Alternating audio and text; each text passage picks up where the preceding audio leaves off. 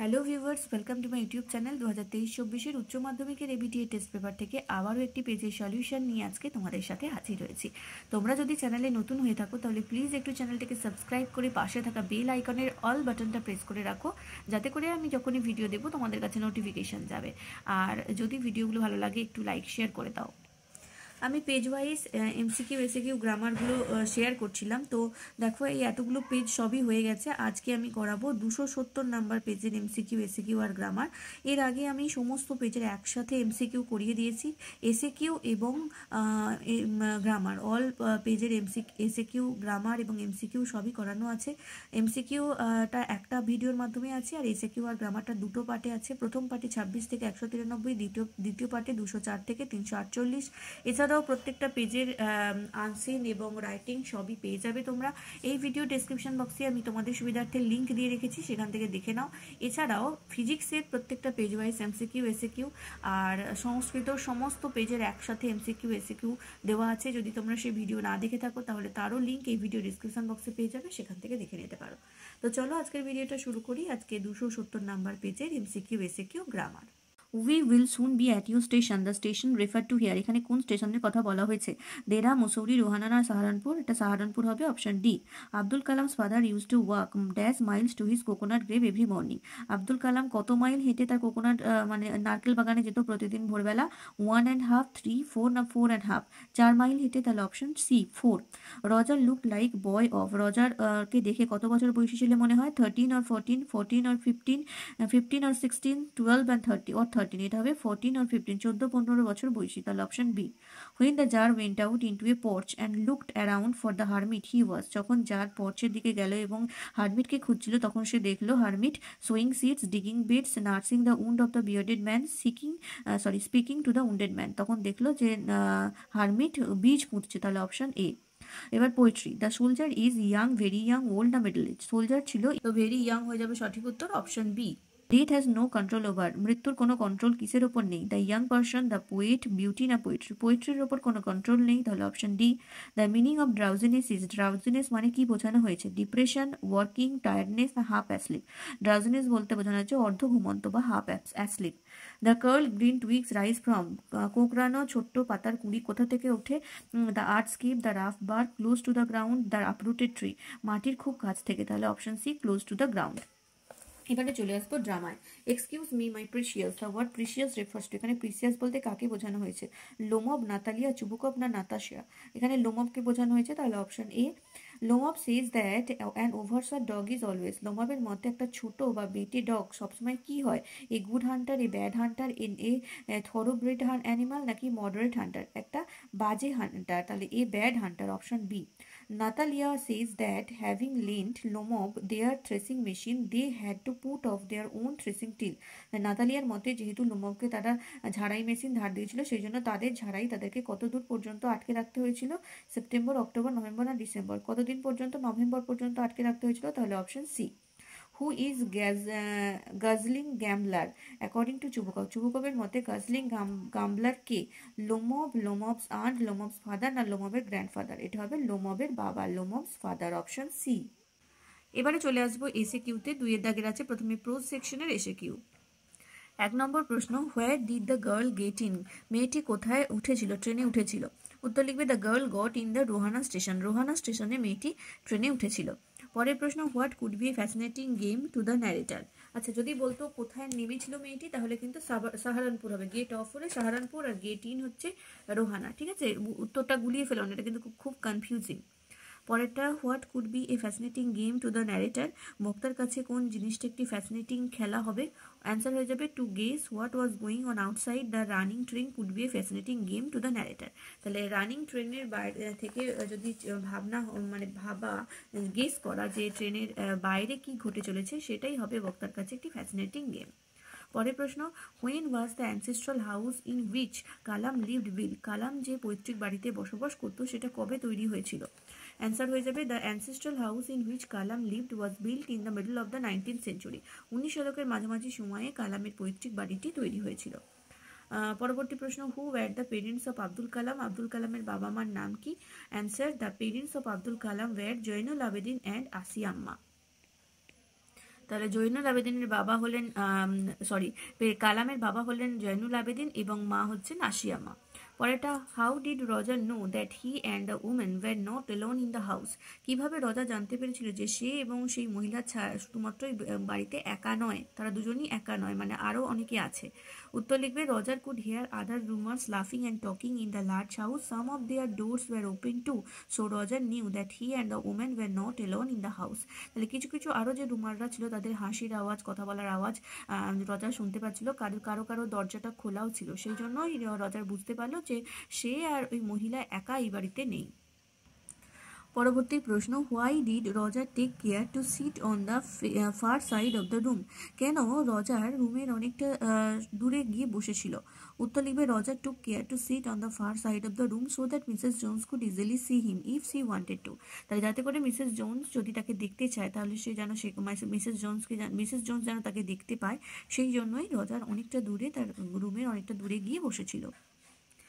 Next, what did the tsar do to meet the hermit? হারমিটের সাথে দেখা করার জন্য জার কি করেছিল? The tsar put on simple clothes, dismounted from his horse and leaving his bodyguard behind with alone to meet the tsar. Tsar হবে না, এটা হারমিট হবে। তাহলে কি করলো, যার সাধারণ পোশাক পরেছিল, তার ঘোড়া ছেড়ে দিয়েছিল, বডিগার্ডকেও ছেড়ে দিয়ে একা হেঁটে গেছিল হারমিটের সাথে দেখা করার জন্য। পরবর্তী প্রশ্ন, why did the tsar want answer to 3 important questions? 3টি গুরুত্বপূর্ণ প্রশ্নের উত্তর জার কেন জানতে চেয়েছিল? The tsar wanted answers to 3 important questions to become successful in life. জীবনে সফল হওয়ার জন্যই জার 3টি গুরুত্বপূর্ণ প্রশ্নের উত্তর জানতে চেয়েছিল। এবারে দেখো পোয়েট্রি সেকশনের এসএকিউ। 1 নম্বর প্রশ্ন, what does the phrase earth cave mean? Earth cave বলতে কি বোঝানো হয়েছে? এই প্রশ্নটা বহুবার রিপিট হয়েছে। উত্তর হবে, earth cave refers to the hollow opening or cavity which is left on the ground after a tree is uprooted. একটি গাছকে উপড়ে ফেলার পর মাটির মধ্যে যে গর্তের সৃষ্টি হয় তাকেই বলা হয়েছে আর্থ কেভ। পরের প্রশ্ন, what comes out from leprous height? লেপ্রাস height থেকে কি বেরিয়ে আসে? লেপ্রাস হাইট বলতে বোঝানো হয়েছে গাছের যে মানে ছালটা, যেটা ওই কুষ্ঠরোগীর মতো খসখসে এবং বিবর্ণ, সেখান থেকে কি বেরিয়ে আসছে? উত্তর লিখবে, sprouting leaves come out from leprous hide. ছোট ছোট পাতা বেরিয়ে আসছে ওই লেপ্রাস হাইট থেকে। পরের প্রশ্ন, where does the soldier lie stretched? কোথায় সৈনিকটি শুয়ে রয়েছেন সোজা হয়ে? অ্যান্সার হয়ে যাবে, the soldier lie stretched in the heavy undergrowth that is among the bushes and the flowering plants of the small valley. তাহলে সৈনিকটি শুয়ে রয়েছে প্রচণ্ড, মানে অনেক ঝোপঝাড়পূর্ণ একটি ভ্যালিতে, যে ভ্যালিটা ছোট্ট উপত্যকা, যে উপত্যকার মধ্যে অনেক ফুলের গাছও হয়ে রয়েছে, সেই রকম একটা জায়গায় সৈনিক শুয়ে রয়েছে। নেক্সট প্রশ্ন, how does the smile of the young soldier? ওই ইয়াং বা যুবক সৈনিকটির হাসিটি কীরকম? উত্তর হয়ে যাবে, the smile of the young soldier was like the smile of an infant, gentle, pure and without guile. তাহলে সৈনিকের যে হাসি সেটা ছিল একেবারে একটা নিষ্পাপ শিশুর মতো হাসিটা, সেটা ছিল খুবই মৃদু ও খুব পিওর এবং কোনো প্রকার ছলনাহীন, মানে কোনো প্রকার ছলনা সেই হাসির মধ্যে ছিল না। পরের প্রশ্ন, what will give life to the poet's friend? কবির বন্ধুকে জীবন দেবে কে? উত্তর, the eternal lines of the poet's sonnet which was written praising his friend's beauty will give life to the poet's friend. যে ইটার্নাল লাইন, কবিতার লাইনগুলো কবি লিখেছেন তার বন্ধুর সৌন্দর্যকে প্রশংসা করে, সেই লাইনগুলোই তার বন্ধুকে জীবন দেবেন। তো তোমরা যদি চ্যানেলে নতুন হও প্লিজ একটু সাবস্ক্রাইব করে নিও, আর ভিডিওগুলো একটু লাইক শেয়ার করো, তবে কিন্তু আমি সেকেন্ড পার্টের এমসিকিউ, এসএকিউ আর গ্রামার, এমসিকিউ তো দিয়ে দিয়েছি, এসএকিউ গ্রামার সেকেন্ড পার্ট নিয়ে আসবো, অবশ্যই তার জন্য ভিডিও শেয়ার করা চাই। পরের প্রশ্ন, what do you mean by summer's lease? Summer's lease বলতে কি বোঝানো হয়েছে? অ্যান্সার হবে, summer's lease means the duration of summer. Duration of summer, সামারের যে কতটা ডিউরেশন, কতটা সামার কতটা স্থায়ী, সেই বা সময় কতটা সামারের, সেটা বোঝাতেই সামার্স লিজ এই ফ্রেজটাকে ব্যবহার করা হয়েছে। পরেরটা দেখো, what does Keats celebrate in the poem? Keats তার এই কবিতার মধ্যে কি সেলিব্রেট করেছেন? Keats celebrate the continuous music of nature in the poem. প্রকৃতির যে কন্টিনিউয়াস একটা গান, সেই গানকেই তিনি সেলিব্রেট করেছেন এই কবিতার মধ্যে। Why is the poetry of earth not dead in summer? কেন গ্রীষ্মকালে কবিতার যে পৃথিবীর যে কবিতা বা পৃথিবীর গান সেটা থেমে থাকে না? উত্তর হয়ে যাবে, the poetry of earth is not dead in summer because the grasshopper takes lead in summer to continue the music of nature. গ্রীষ্মকালে প্রকৃতির গান থেমে থাকে না, কারণ সেই সময় গ্রাসহপার বা ঘাসফড়িং দায়িত্ব নেয় প্রকৃতির গানকে এগিয়ে নিয়ে চলার জন্য। এবারে চলে আসবো 272 নাম্বার পেজের গ্রামার সেকশানে। প্রথমে 4 দাগের এতে আছে ডু অ্যাজ ডিরেক্টেড। এক নম্বর, the boy said I did not aim to, change into indirect speech, এটাকে ইনডাইরেক্ট স্পিচ করতে হবে, উত্তর হবে the boy said that he had not aimed to. 2 নম্বর, the hermit was digging the ground, voice change করতে হবে, উত্তর হয়ে যাবে the ground was being dug by the hermit. তোমরা কিন্তু সংস্কৃতর এমসিকিউ এসএকিউও পাবে আমার এই চ্যানেলে, তার জন্য এই ভিডিও ডেসক্রিপশন বক্স দেখো, সেখানে সংস্কৃতের প্লেলিস্টের লিঙ্ক দেওয়া আছে। সংস্কৃতে যতগুলো পেজ আছে সমস্ত পেজের একসাথে এমসিকিউ এসএকিউ করানো আছে। Next, I was the most important man, change একটু পজিটিভ ডিগ্রি করতে হবে, উত্তর হয়ে যাবে no other man was so important as I. পরেরটা দেখো, but the eternal summer shall not fade, change into affirmative sentence, এটাকে অ্যাফার্মেটিভ করতে হবে, উত্তর হবে but the eternal summer shall remain unfading. পরেরটা, the sun's rays were bright they lit up the valley, এটাকে simple সেন্টেন্সে জয়েন করতে হবে। তো সিম্পল সেন্টেন্সে দুটোকে জয়েন করলে হবে the sun's bright rays lit up the valley. পরেরটা, but still wishing to find the right answers to his questions the tsar decided to consult a hermit, split into simple sentence, এটাকে simple সেন্টেন্সে ভাগ করতে হবে। তাহলে প্রথম যে sentence সেটা লিখবে but the tsar still wished to find the right answers to his questions. 2 নম্বর sentence, he decided to consult a hermit. এবারে চলে আসবো বি এর দাগের আর্টিকেল প্রিপোজিশন।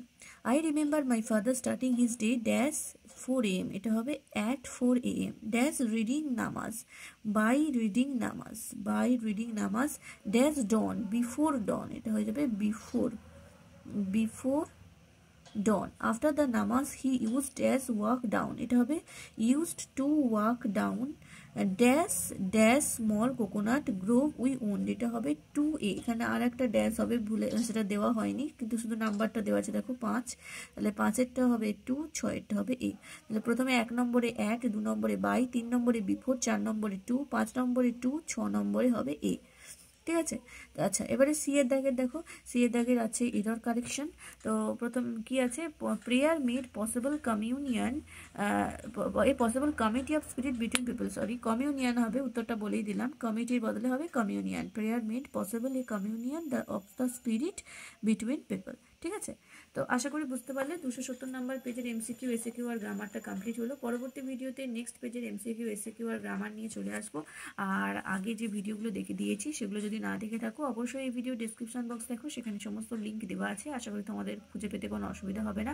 আর ভিডিওগুলো কিন্তু প্রচুর পরিমাণে লাইক আর শেয়ার চাই, তবেই আমি নেক্সট তোমাদের যে ভিডিওগুলো তোমরা চাইছো সেগুলো নিয়ে আসবো, তার জন্য অবশ্যই লাইক শেয়ার করতে হবে। আজকের ভিডিওটা এই পর্যন্তই, থ্যাংক ইউ।